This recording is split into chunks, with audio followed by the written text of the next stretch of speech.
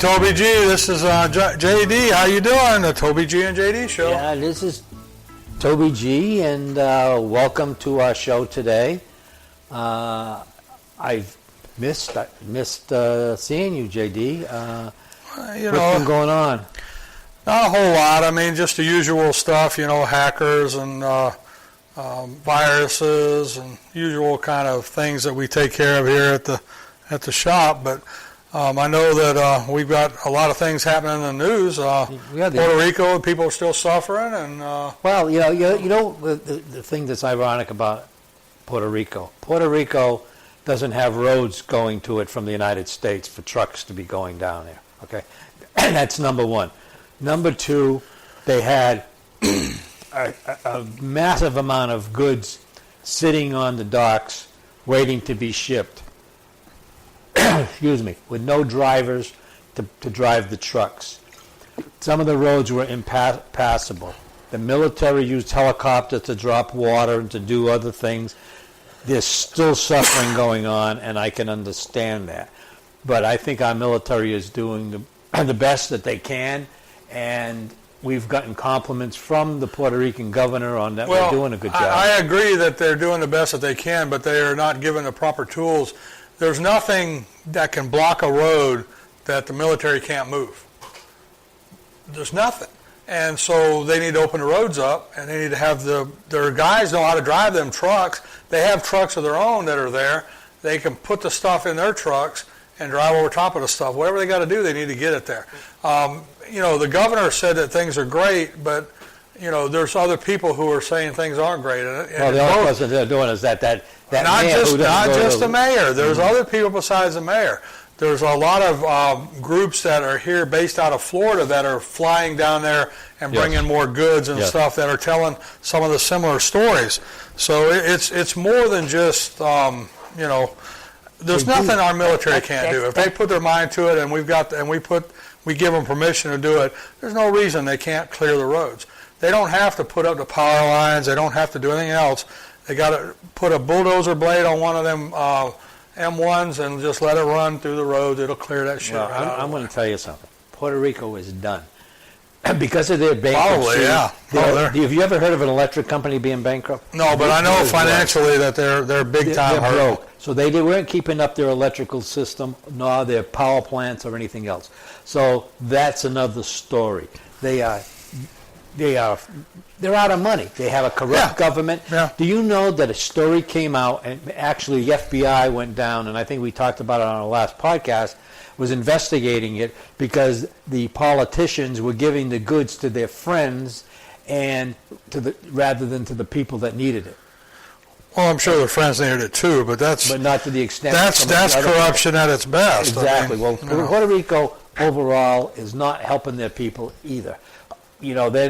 All they're doing, not all, but they're not helping their own people that really need the help. The politicians aren't and the higher-ups. Well, it's the same thing like in this country. Sure. I mean, you've got the haves and the have-nots. And that's what this has all been designed to do, is take away from the small people like you and me. And wait a minute, I'm not small. Oh, you mean financially speaking. Oh, yeah. I was going to say, I'm pretty big. Financially heavyweights. And that everything's been designed to do that. Okay, it's been designed, and it's no better in Puerto Rico. So I mean, it's giving everybody things to complain about. While these are all diversions. Okay, every time a politician opens their mouth, it's a diversion for their own personal corruption.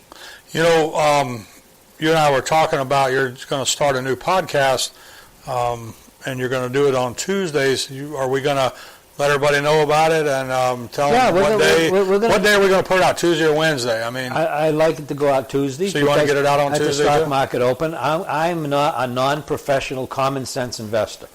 Common sense? I tend to. You want another drink with that? I follow charts. I follow the money. And what I'm going to do on Tuesdays, because the market's open on Monday naturally, I am going to pick some stocks if I can find some. And I'm going to discuss finance in general, gold, silver, what's going on in the financial markets. It's going to be short. It's not going to be long. And I'm going to pick some stocks. And if stocks. That's what carries babies. stocks, and you're making fun of my accent again. I can't help it. Okay, Yeah. And I'm going to pick some following charts, and I'll tell you what I'm looking at, and I'll buy a stock, and I'm not telling anybody to buy them. I don't even care what they do. I mean, I follow the charts, and you can track me, and we'll see how I do the following Tuesday, and you can yell at me, swear at me, send me an email, call me on the phone, do anything you want. It's a good idea. I think it'll be interesting. I mean, we'll keep it short and sweet. Don't want to bore anyone too long, but it'll be, what, you say 10 minutes? I'm going to do 10 minutes or less on podcasts and on YouTube. I can see people emailing us now for less, so I don't know. Well, I'm going to be doing it at the beach. That's why I'm going to do it on YouTube. Well, that's good. I mean, the beach is still nice here at the beach. Forget, that way I can blame, when I don't talk right, I can blame it on the drinking right now. There you go. Happy hours every hour. Now, don't forget, you can call Toby at 844-429-3579, and you can email Toby G and the jdshow@gmail.com. And if you got something bad to say, call JD. Yeah, just call me at 844-429-3579. I only get the good reports. Well, and then we're also doing a lot of videos that are going to be on YouTube. We put one out this last week. One of my friends, John Savage, who owns a moving company, and that was pretty cool. So, there's a lot of work involved in this. Davey and Valenti Moving in Sarasota. Davey and Valenti Moving is located in Sarasota. They can move anything, anywhere in the United States, soon to moon. They move jets and airplanes. They don't care. They'll he move moved it. a jet from Milan, Italy. Yep. And I asked him if he flew it, and he said no because it wasn't FAA approved. Yeah. And they put it in containers, and it took the Italians 5 weeks to dismantle it and put it in the containers. Yeah, I think that's that wine. You got to take them breaks. They drink like we do on the beach here. Yeah.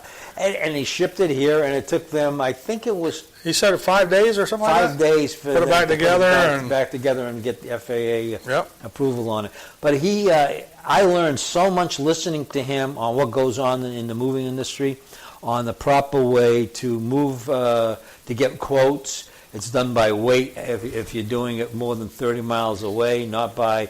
what you're looking at. You need to do things right and see the insurance policies. And I found there's a lot of information there, and we're going to be doing a series of his educating people on what to look for, how to pick a mover, not just necessarily his company, but how to, you can get estimates, and, the cheapest is not always the best way to go. Sometimes you have to educate yourself and understand what you're getting. And you definitely don't want to buy from a broker. And if you watch the videos, you'll understand why he explains that.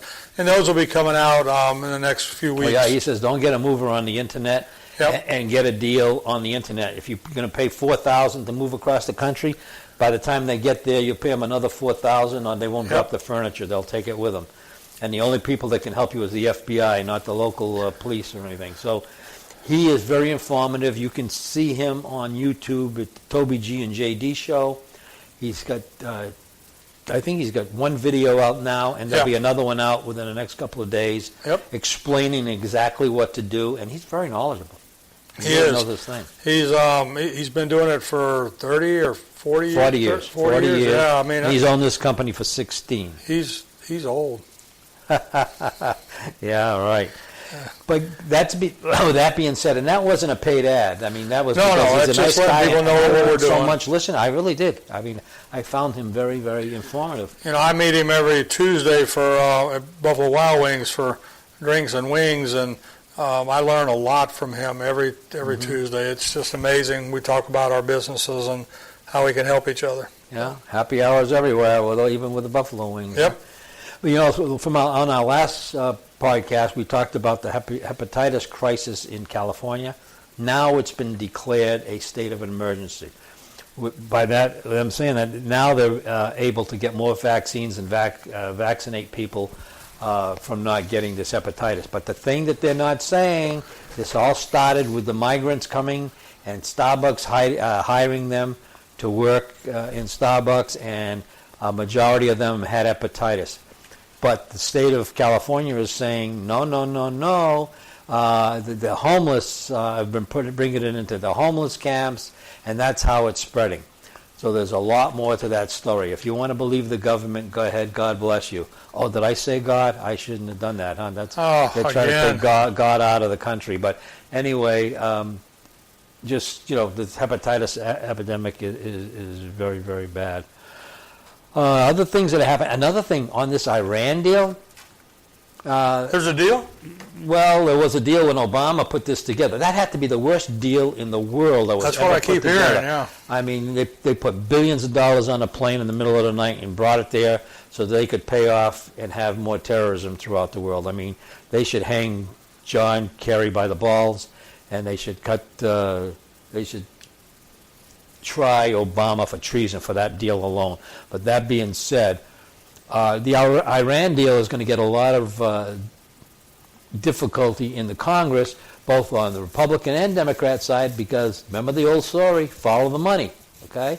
Because now Boeing has multi-billion-dollar orders for planes from Iran, and other companies have billions of dollars of business with Iran, and they don't want that business, so they don't want sanctions against Iran. So it's the old story, line the politicians' pockets and don't watch out for the American people. That's what this is all about. It's a betrayal by our government and by everybody around us. No doubt, and there's not.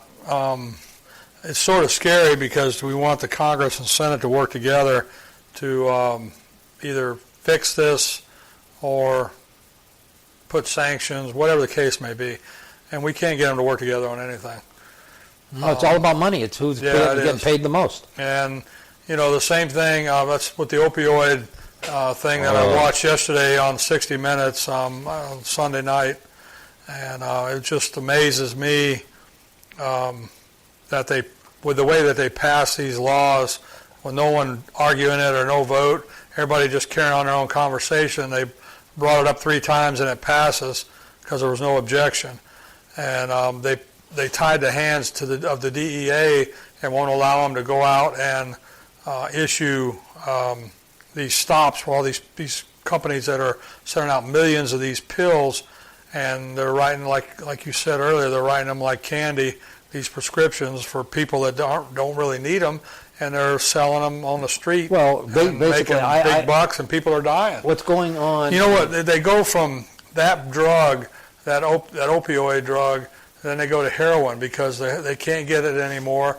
All of a sudden the doctors are going, well, I can't write you any more scripts. And so they go to heroin and start taking heroin. Next thing you know, they're dead because they OD'd on heroin. And, it's very sad. And I've had friends that were addicted to heroin. This one guy was a millionaire. His company was worth several $1 million. And he's disabled now and trying to work out of his house and drawing $600 a month from Social Security. He can't afford to, do anything else. He's got to live at home with his parents, and he's probably 40, 45.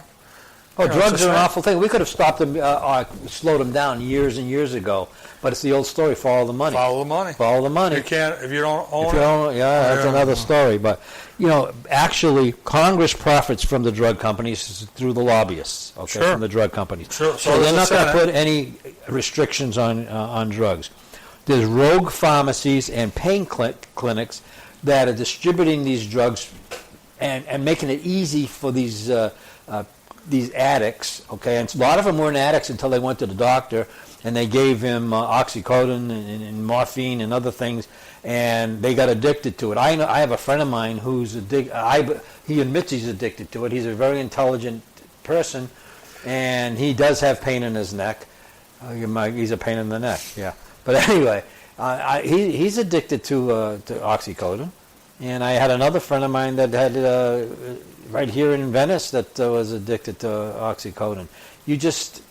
And doctors, they just hand them out like candy because they don't want the bullshit that they get from the addict, calling them and trying to get a reason to get a prescription. They end up saying they're going to kill themselves, and they'll put them in a psych institution. The doctors there will write out the prescription form. They'll stay a couple of days. They'll leave. They'll sell them on the street, and then they're back in getting free drugs. Doing it all over again. You're doing it all over again, and nobody stops it.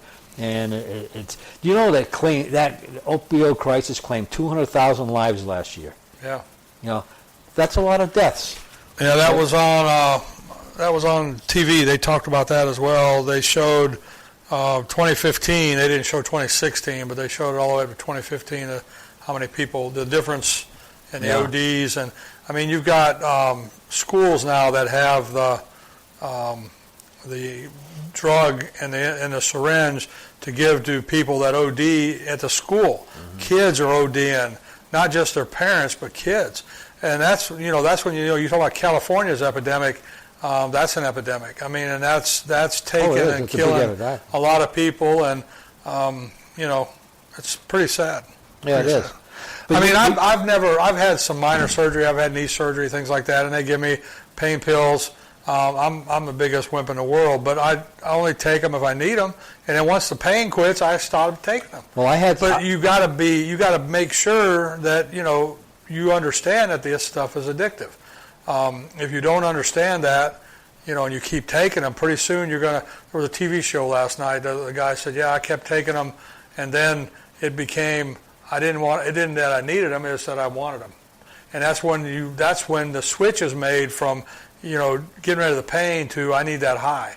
And then the next you're taking heroin, or you're doing coke, or you're shooting up coke, or shooting up whatever. So yeah, it's pretty bad. I'm a lightweight coming to those things because that's what I forgot is that guy was on 60 Minutes too. An interesting story. Not that 60 Minutes gives us any sponsorship, but I found it quite amazing. He was in prison for 11 years, did federal time for bank robbery, became a jailhouse lawyer, helped and got several things to the United States appellate courts and into the big court, and won. And no one has ever done that before. And he now is a full-fledged attorney, married, out of prison, went to law school. They said it would never happen, but a bunch of people got together, supported him, and offered him, helped him out because they saw this guy's got a mind for it. It was quite an amazing story. And, it just goes to show that people that are in prison can find a way to better themselves. He did 11 years. He did 11 years. That's what he had to do.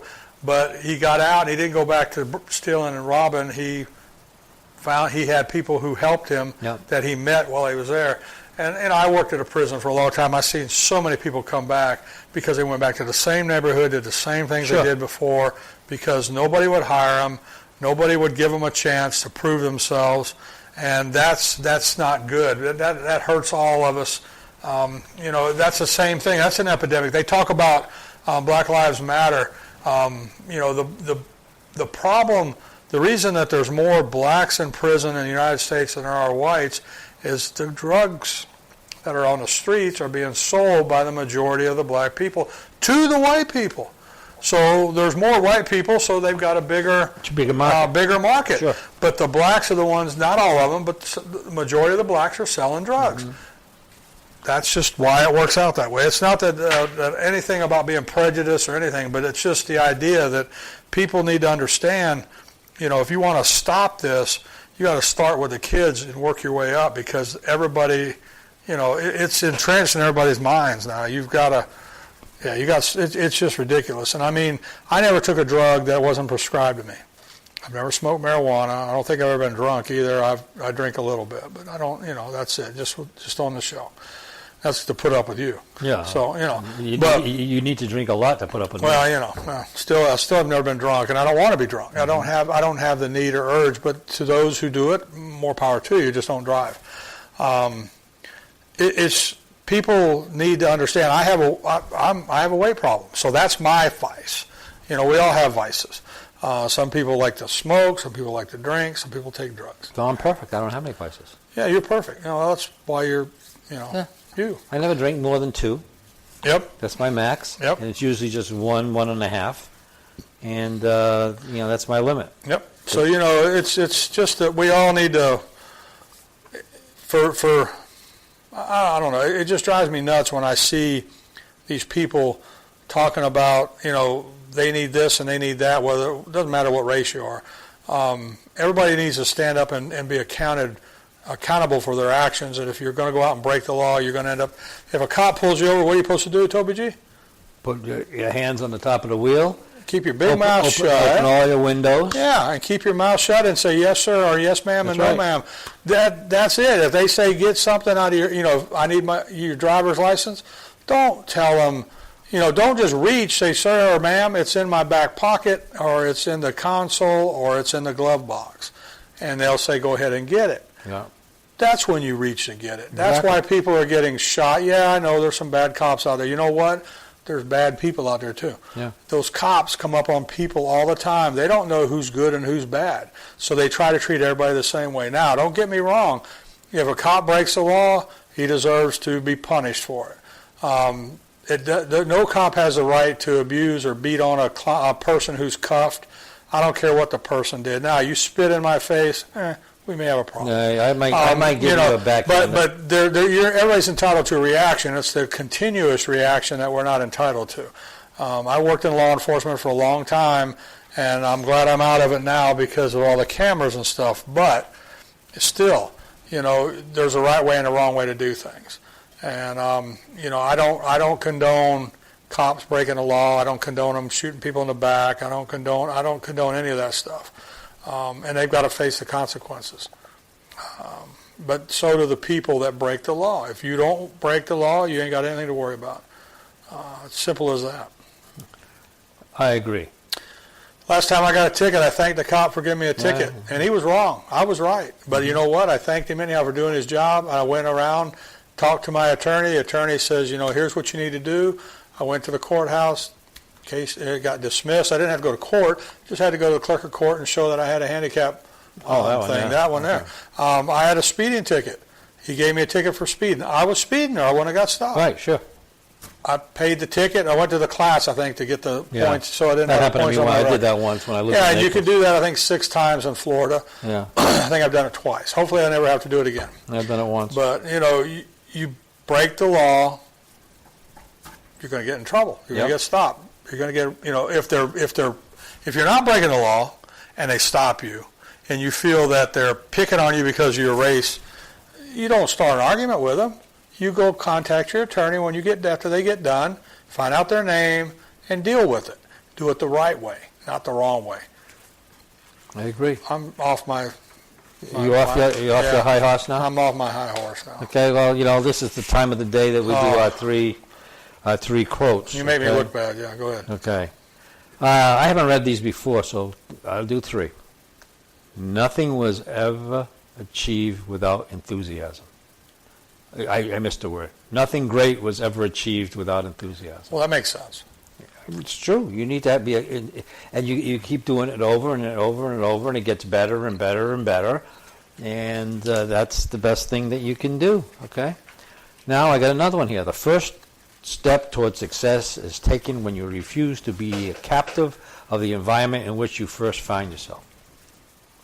Let me read that again. The first step towards success is taken when you refuse to be a captive of the environment in which you first find yourself. That's true. It makes sense. Yeah, that's true. Yep. And let's see. Rarely have I seen a situation where doing less than the other guy is a good strategy. That's true. Yeah. Rarely have I seen a situation where doing less than the other guy is a good strategy. It's true. So that means you got to do more and do it better and work harder, and eventually you will get ahead of everyone around you and you'll become successful. There's a couple of things we forgot to talk about. We forgot to mention our fan page, the Toby G and JD Show fan page on Facebook. Make sure that you like and you can post and put articles on there, videos on there, whatever you want. It's pretty cool stuff. Also, we have a couple of sponsors. One of them is Computers and Websites Done Right.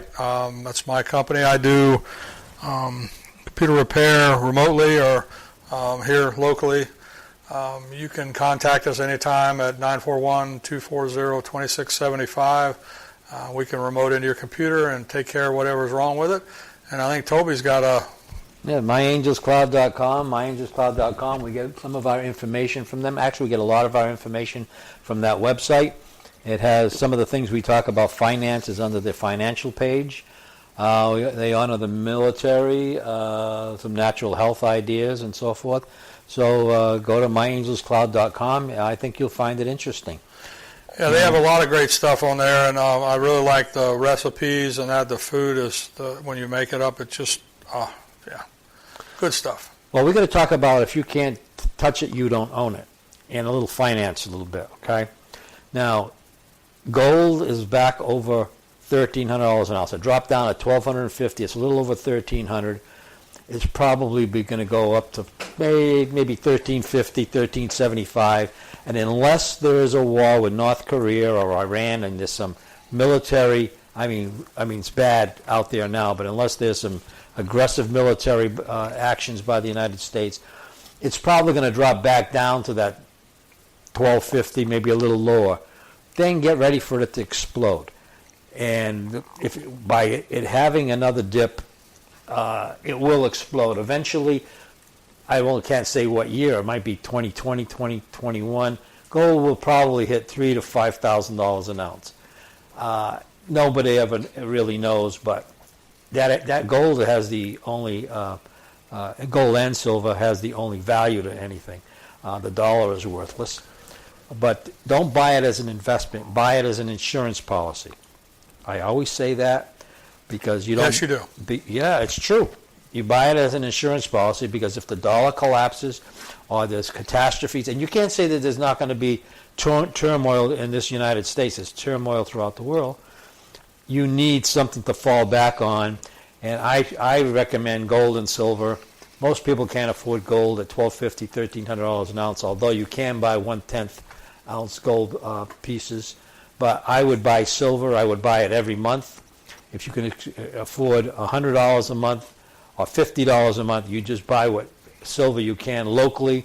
Don't put it in a safe deposit box. Bring it home with you.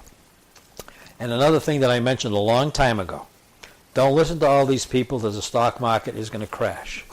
Eventually, actually, it will crash. But everybody's saying, get out of the market now. While the elitists make money, where the stock market's going, it was 20,000 on a former podcast when I said it's going to go to 31,000 by 2019, 2020. It broke a record today. It went over 23,000 today. Well, everybody's telling you to sell. Yes, we're going to have a dip. You may even have a huge correction. But in the meantime, when you buy a stock, you put a stop on it. And if it hits the stop, you stand back and you evaluate the market before getting in again. That's what will protect you. Make your own decisions. Follow the charts. Stop following me on Tuesdays. I'll give you some stocks. I'll even give them to you now that I'm watching. I'm not buying, but I'm watching. There's one that I would buy, but I would buy that today. I buy. GDX, no, that's a gold ETF. LIT, that's a lithium ETF for lithium for lithium batteries. And I'm watching STM, I'm watching MU, I'm watching EXLE. EXLE was on my no list 2 days ago, well actually Friday, and today it jumped over $7, and that's only I think a $15 or $20 stock. It jumped over $7 today, and I know somebody that was in it and was very happy. They called me. So we're going to be following these stocks, and I'll tell you when I get in and when I get out and what my stop will be.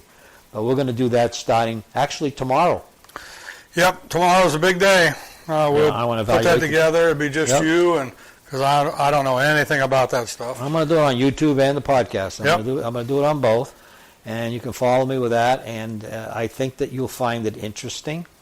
I will be naming some stocks. Again, I'm not following earnings. When you do follow earnings, everybody is already out of it. So I will be giving you information as I see it, and I'll give you a lot of other hints.